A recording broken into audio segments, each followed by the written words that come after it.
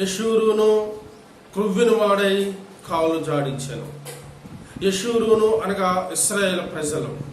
ఇశ్రాయేలు ప్రజలు అనగా దేవుని పిల్లలు. దేవుని పిల్లలు క్రొవ్విన వారై కాలు జాడిస్తున్నారు.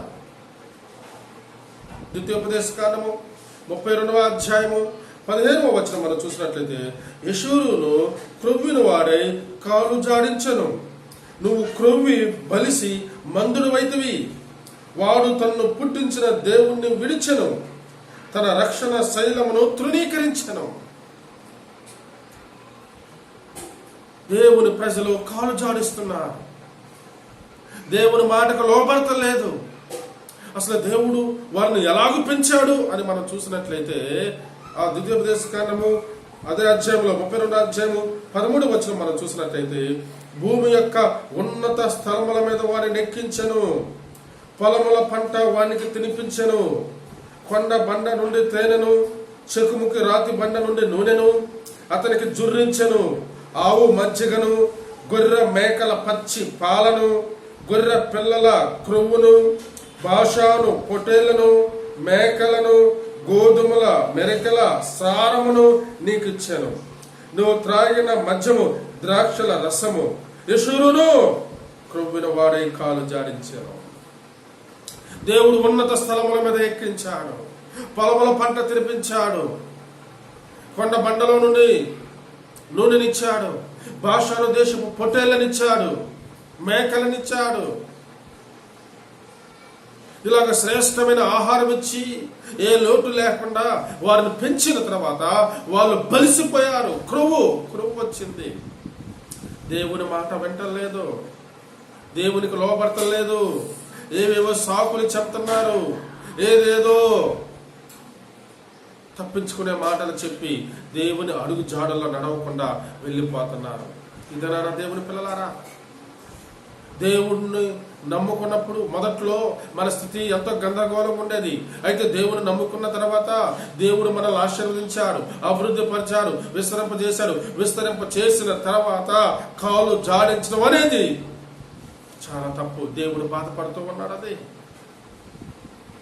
ఎంతో మంది ప్రభువును నమ్మక ముందు వాళ్ళ స్థితులు చాలా దారుణంగా ఉండేవి, వారి స్థితిగతులు చాలా దారుణంగా ఉండేవి, వారి ఆరోగ్య పరిస్థితులు చాలా విషమంగా ఉండేవి, వాళ్ళకున్న సమస్యలు ఎంతో గందరగోళంగా ఉండేవి. అయితే యేసు ప్రభువును నమ్ముకున్న తర్వాత ఆర్థిక పరిస్థితులు మెరుగుపడ్డాయి, పరిచయాలు మెరుగుపడ్డాయి, ఆరోగ్యం మెరుగుపడింది. ఇప్పుడు నెమ్మదిగా ఉన్న తర్వాత దేవుని మాట చాలా మంది వింటలేదు. ప్రియులారా, దేవుడు చాలా బాధపడుతున్నాడు. యెషూరును క్రొవ్విన వారై కాలు జాడించను.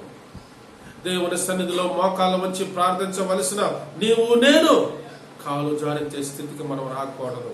దేవుని వాక్యంలో ఏమని రాయబడదో తెలుసా? వాడు తాను పుట్టించిన దేవుణ్ణి మరిచాడు.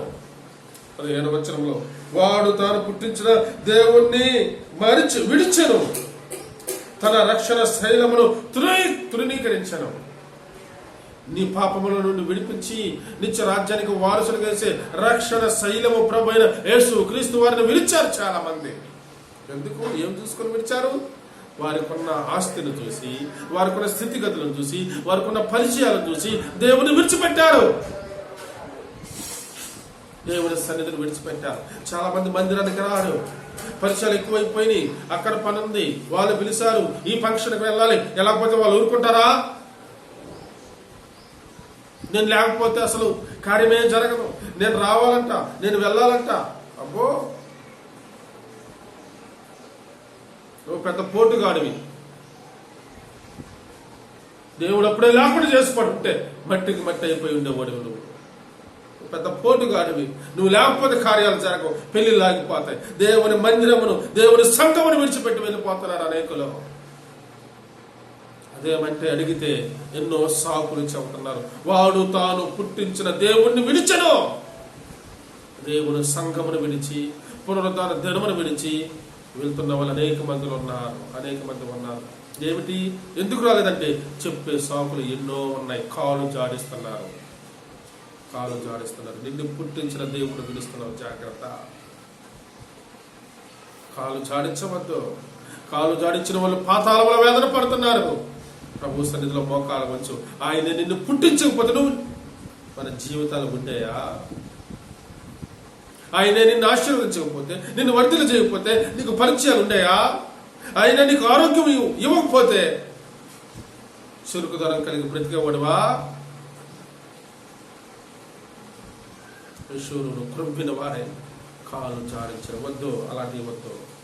మోకాళ్ళ వంచి, ఆ సొంకరి మోకాళ్ళ వంచి ఆకాశం వైపు కన్నెలెత్తి చూడటానికి వాడి ధైర్యం చాలక రొమ్ము కొట్టుకొచ్చు, పాపినైనా నన్ను క్షమించి ప్రభువని దేవుణ్ణి వేడుకున్నాను. దేవుని పిల్లలారా, మోకాళ్ళ వచ్చి ప్రార్థన చేయవలసిన మనము, మనల్ని పుట్టించి మనకు ఆహారమును, ప్రాణమును, దీర్ఘాయుషును ఇస్తున్న దేవునికి కృతజ్ఞతలు తెలియపరచకుండా మన రక్షణకర్త యేసు ప్రభువుని విడిచి ఫంక్షన్లకు వెళ్ళటం, పార్టీలకు వెళ్ళటం, దినాలకు వెళ్ళటం, ప్రయాణాలు చేయటం, పనులకు వెళ్ళటం, ఇవన్నీ చేయకూడదు. ఇవన్నీ చేస్తే రేపు దేవుని రాజ్యాన్ని కోల్పోతాం. సుమా వద్దు మనకు అలాంటిది. దేవునికి కృతజ్ఞత కలిగి బ్రతుకుదాం. అందుకే 100వ కీర్తనలో యెహోవాయే దేవుడు అని తెలుసుకోండి, ఆయనే మనలను పుట్టించాం. మనల్ని పుట్టించింది మన ప్రభువే. మనము ఆయన మేపు గొర్రెలము, ఆయన పాలించు ప్రజలము. కృతజ్ఞతాస్తుతులతో ఆయన సన్నిధికి రండి. కీర్తనలు పాడుచు ఆయన ఆవరణంలో ప్రవేశించండి. దేవుని సన్నిధి సంతోషంగా రండి. కీర్తనలు పాడుచు ఆయన ఆవరణంలో ప్రవేశించండి. ఎందుకు? మనల్ని పుట్టించింది ఆయన, మనల్ని మేపుతుంది ఆయన, మనకు విలువని, గౌరవాన్ని, పరిచయాలని, ఉన్నతమైన స్థితిగతులు ఇచ్చింది మన ప్రభువు, మన రక్షకుడు, మన యేసయ్య. ఆయనకే విలువిచ్చి బ్రతుకుదాం. అన్నిట్లో ఆయనకే విలువిచ్చి బ్రతుకుదాం. కృతజ్ఞత కలిగి బ్రతుకుదాం. రామిని చూడండి 103వ కీర్తనలో దేవుణ్ణి ఎంత గణపరుస్తున్నాడో. నా ప్రాణమా యెహోవాను సన్నుతించము, నా అంతరంగంలో ఉన్న సమస్తమా ఆయన పరిశుద్ధమైన జ్ఞాపకార్థమును సన్నుతించము.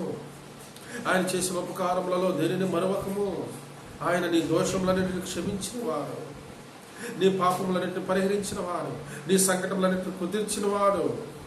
పక్షిరాజు యవనం వలె నీ యవనం క్రొత్తదగుచున్నట్లు మేలుతో నీ హృదయాన్ని తృప్తిపరిచిన వాడు, సమాధిలోనికి పోకుండా సమాధిలో నుండి నీ ప్రాణాన్ని విమోచించిన వాడు ఆయనే. తండ్రి తన కుమారుని ఎలా జాలిపడినట్లుగా మన యందు జాలిపడి మన పాపాలు క్షమించిన వాడు ఆయనే. పడమటికి తూర్పు ఎంత దూరమో మన పాపములను అంత దూరపరిచిన వాడు మన ప్రభువైన యేసుక్రీస్తు వారే. మన పాపములను బట్టి మనకు ప్రతిఫలం కానీ, మన పాపములను బట్టి మనకు ప్రతిఫలం ఇవ్వలేదు, మన దోషములను బట్టి మనకు శిక్ష విధించలేదు. ఆయన కృతజ్ఞతాస్తులతో దేవుని సన్నిధికి వచ్చి ఆయన గణపరచవలసింది పరిచి, ఆయన మహిమపరచవలసింది పరిచి కాలు జాడించేవారుగా మనం ఉండకూడదు. కాలు జారిస్తే ప్రమాదం. సాకులు చెబితే ప్రమాదం. సాకులు చెబుతున్నాడు సౌలు రాజు. సోదగాడిలాగా సాకులు చెప్పతున్నాడు. దేవుని ఆత్మ పోయింది, దురాత్మ వచ్చింది. తన ప్రాణాన్ని తన కత్తితో తనే పొడుచుకొని చనిపోయాడు. సాకులు చెప్పద్దు సుమా. దేవుని దగ్గర కాళ్ళు జాడించద్దు.